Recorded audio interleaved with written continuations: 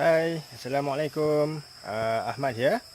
Have you ever heard about the story of the grasshopper and the ants?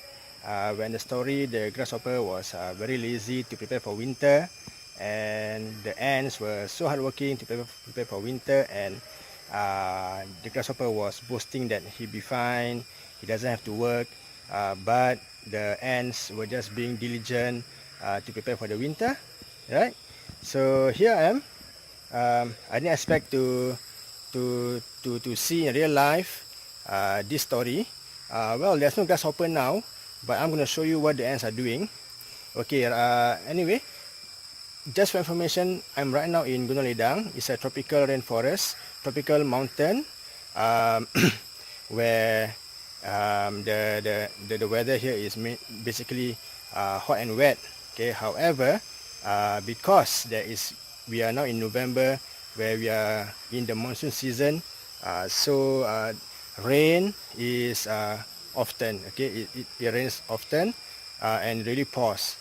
Okay, so what I'm going to show you here is what the ants are doing to prepare themselves in case the rain comes. Okay, so I'll show you.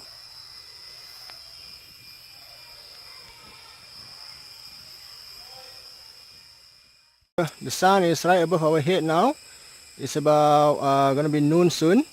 And right down at the ground, if on a normal day you will see lots of ants crawling on the ground. However, what you see here is ants on twigs. Okay, there's one sign that they want to be above the ground in case it rains. And let's see the trail of ants here. You can see the ants moving, and this huge army of ants. Can you see them moving?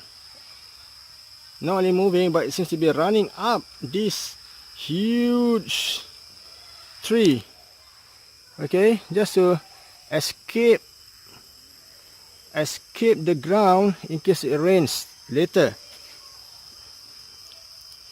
So if you can see around, the sky is clear, no sign of any dark clouds.